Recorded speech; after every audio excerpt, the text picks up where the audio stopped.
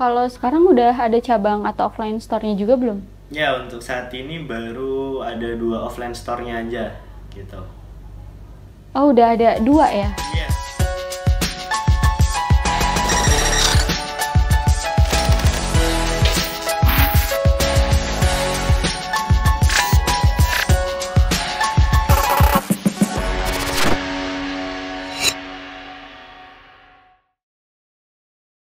Halo teman-teman, balik lagi di BBM Season 2 kali ini. Kalian bakalan ditemenin sama aku, Naila dari MBTI 2020. Nah, narasumber kita kali ini adalah Iqbal, yang merupakan owner dari Apple House Lampung.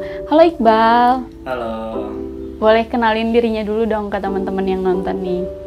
Boleh, sebelumnya perkenalkan, nama gue Iqbal Pratama. Gue dari MP 4410. Nah, Iqbal ini merupakan owner Apple House Lampung ya, benar? Benar banget. Benar banget. Oke, aku mau tanya nih, yang pertama, kira-kira apa sih latar belakang Iqbal sehingga bisa mulai bisnis ini gitu? Latar belakang gue memulai bisnis itu yang pertama emang dari waktu SMA, emang hobinya suka jualin barang gitu. Terus yang kedua emang dari faktor gak ada duit. Jadi gue muter otak gimana sih caranya gue bisa ngasilin duit sendiri tanpa harus minta dari orang tua gitu. Nah, dari latar belakang itu sendiri boleh nggak sih diceritain gimana awal mulanya dan alasannya gitu malah jadi buka bisnis ini, sedangkan kan banyak banget ya kayak pesaing-pesaingnya gitu. Oke, latar belakang dari gue membuka Apple House Lampung sendiri itu yang pertama yang tadi faktor gak ada duit gitu. Jadi ya gue bangun itu dari awal pandemi. Jadi awalnya iseng-iseng, kok sekarang makin banyak, jadi mulai maju. Jadi gue fokusin ke Apple House Lampung ini sendiri gitu. Baru bentar dong ya kalau dari awal pandemi gitu. Iya, bener banget. Jadi awal mula pandemi, awal masuk perkuliahan juga waktu itu gitu. Bisa dibilang bawa berkah juga kali ya pandemi buat kamu. Iya, bener banget. Nah, ini tuh sebenarnya bisnis pertama kamu atau sebelumnya emang udah pernah coba juga gitu? Ini adalah bisnis ke beberapa kali sih, karena emang dari awal SMA itu juga udah mulai bisnis, jadi udah ke 7 atau ke 8 kali mungkin gitu. Oh, tapi yang sebelumnya kayak gagal terus mulai lagi, coba lagi gitu kali ya? Iya benar, yang sebelumnya yaitu gagal, ulang lagi, gagal, mulai lagi gitu. Biar bisa tahu juga gimana caranya biar bisnisnya berhasil gitu ya. Jadi kita harus coba gagal dulu kali ya. Iya, baru gagal dulu baru mulai suksesannya itu gitu. Iya benar. Nah, kira-kira gimana sih respon orang-orang terdekat kamu atau orang tua kamu pas tahu kamu mau buka bisnis? Respon dari orang tua sendiri sih yang pertama dari awal itu disuruh fokus kuliah sih gitu awal mulanya.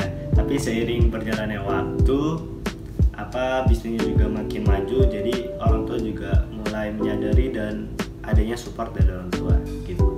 Ya. Terus sekarang mau nanya nih tentang Apple House-nya sendiri. Di Apple House itu tuh udah ada produk lain atau cuma produk Apple doang? Untuk saat ini hanya produk Apple gitu. Belum meluas ke Android kayak gitu-gitu? Enggak, karena dari segi namanya juga udah signifikan di Apple gitu. Jadi fokus ke Apple aja gitu. Terus kalau di Apple House ini nggak sih ada barang second hand atau semuanya jual baru gitu? Ya oke. Jadi barang yang gue jual sendiri itu selain barang new product itu juga ada second handnya juga gitu. Terus setelah kayak aku lihat-lihat nih kayak harga-harganya gitu di Apple House. Nah, kenapa sih bisa ngasih price tag di bawah MSRP-nya? Untuk harga pasar sendiri itu gue juga ngeriset dari harga-harga pesaing juga. Jadi gue gimana sih yang membedakan gue dengan pesaing lain. Jadi gue ngelebihin dari benefitnya, apa yang customer dapat dari beli ke gue gitu. Nah, kan tadi Apple House sendiri tuh jual juga second hand-nya nih. Gimana sih cara Apple House sendiri kalau misalnya ada produk yang mengalami kecacatan kayak gitu? Oke, jadi sebelum produk datang, gue itu selalu adanya quality control, yaitu cek keseluruhan fungsional ya. Jadi di tahap ini gue ada 2 tahap, yaitu yang pertama cek quality control ketika barang datang, dan yang kedua sebelum di tangan calon customer gitu. Nah, Apple House juga kan merupakan reseller smartphone ya. Gimana sih cara Apple House dalam riset pasar buat setiap produknya? Oke, ngeriset produknya itu awal mulanya karena di tempat gue tinggal sendiri itu untuk produk Apple masih jarang. Terus yang kedua itu emang produk Apple lagi pasarnya lagi tinggi. Jadi di mana ada orang banyak cari, di situ gue mikir oh ini produk Apple kayaknya. Yaudah gue coba waktu itu. Gitu. Kan kalau misalnya buat bisnis iPhone sendiri ini kan yang tadi aku bilang udah banyak nih pesaingnya. Gimana sih cara kamu buat narik pelanggan gitu biar belanjanya di toko kamu aja, nggak di toko yang lain? Oke, caranya sih dari gue sendiri, dari marketingnya sendiri, dan gue juga melihat dari kekurangan pesaing-pesaingnya. Jadi gue sendiri fokusin ke marketing atau penjualannya. Itu karena di pesaing-pesaing itu hanya fokus ke penjualannya saja tanpa adanya edukasi. Jadi di gue sendiri benefit yang didapat ketika beli di gue itu yang pertama adanya edukasi dari customer apabila ada customer yang pertama kali megang iPhone tuh. Jadi ketika dia tanya, ya kita selalu memberikan pelayanan yang terbaik gitu. Oke, tentang pemasaran nih, pernah nggak sih endorse selebgram atau influencer gitu, dan gimana sih feedbacknya buat Apple House sendiri? Untuk endorsement sendiri sih waktu itu awalnya aja, karena menurut gue ya endorsement itu hanya promosi di awalnya saja, tapi nggak untuk kedepannya gitu. Jadi kalau menurut gue dari awalnya aja udah tahu, mungkin kedepannya kalau mau endorsement lagi menurut gue kurang dapet gitu. Iya, jadi cuma buat perkenalan aja kali ya. Iya, gitu. buat perkenalan aja gitu. Oke, sejauh ini produk Apple apa sih yang paling best seller gitu di Apple House? Oke, produk best seller sih ya orang pasti tahu, yaitu iPhone XR sendiri.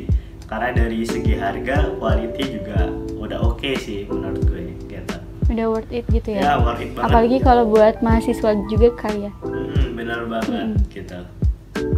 Nah, terus untuk Apple House sendiri kayak jual produk iPhone-nya aja kah? Atau ada produk Apple yang lainnya?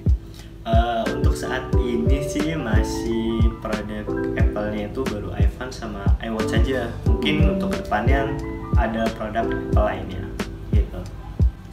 Terus bisa nggak sih kalau misalnya aku nih kan dari Bandung terus mau beli gitu Apple House terus dikirim keluar kota gitu, aman nggak sih sebenarnya? Jelas bisa, karena gue sendiri pengalaman pernah dapet customer dari luar Lampung. Waktu itu di Sulawesi, Kalimantan, bahkan Riau itu ada yang beli ke gue. Yang gitu. beli gitu. Oh, jadi aman lah ya gitu dari packingnya juga. Iya, bener banget, aman. Nah, terus kalau boleh tahu selain Instagram pastinya ada nggak sih platform marketplace lain yang kamu pakai buat promosi?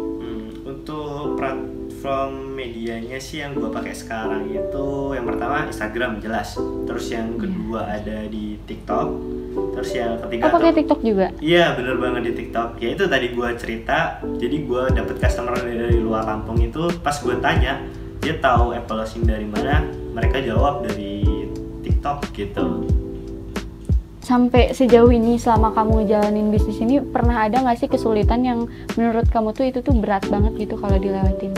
Oke, kesulitan gue dalam membangun bisnis sekarang ini mungkin kalau diingat dari awal sih mungkin manage waktu antara waktu kuliah dan waktu bisnis gue. Tapi untuk saat ini mungkin gue karena udah ada yang bantuin gue admin atau karyawan gue, jadi mungkin kedepannya gue bisa fokus juga di kuliah gue nantinya gitu. Nah, kira-kira sama skala bisnis kamu yang sekarang nih, rencana kamu buat bisnis kamu ke depannya tuh apa sih? Planning untuk kedepannya sih gue bakal fokusin adanya cabang di beberapa titik di Lampung. gitu. Jadi gue nunggu ada investornya sih sebenarnya gitu. Jadi kalau emang ada investornya, gue bakal fokusin di Lampung dulu gitu. Kalau sekarang udah ada cabang atau offline store-nya juga belum? Ya, untuk saat ini baru ada 2 offline store-nya aja gitu. Oh, udah ada 2 ya? Iya, 2. Lumayan juga kalau buat yang baru mulai di awal pandemi. Itu ya syukur alhamdulillah sih menurut gue. Oke, aku mau minta tips buat orang-orang yang baru mau mulai bisnis gitu. Terus buat mahasiswa juga yang mau mulai bisnis, apalagi kan kayak di masa pandemi gini pasti kayak mikir, aduh takut gagal gitu. Ada nggak sih tipsnya dari kamu? Tips dari gue sendiri sih jangan malu untuk memulai. Perbanyak pengalaman gagal, karena dari gagal lu bakal dapat feel-nya dan dapat pemikirannya untuk bisnis lu selanjutnya gitu. Selain tips yang kamu kasih tadi nih buat orang-orang yang baru mulai bisnis, ada nggak sih hal lain yang kamu mau sampein gitu ke mereka? Oke, dari gue sendiri, buat lo yang baru mulai bisnis, lebih baik menguras keringat di usia muda daripada menguras air mata di usia tua nanti. Bener banget ya. Nah, oke Iqbal, kali ini kita udah ada di penghujung acara nih. Mudah-mudahan bisnis kamu makin lancar ya ke depannya, dan mudah-mudahan kita bisa cepat ketemu nanti di kampus. Oke Iqbal, makasih banyak buat waktunya. Sampai ketemu lagi nanti. Dadah. Dah.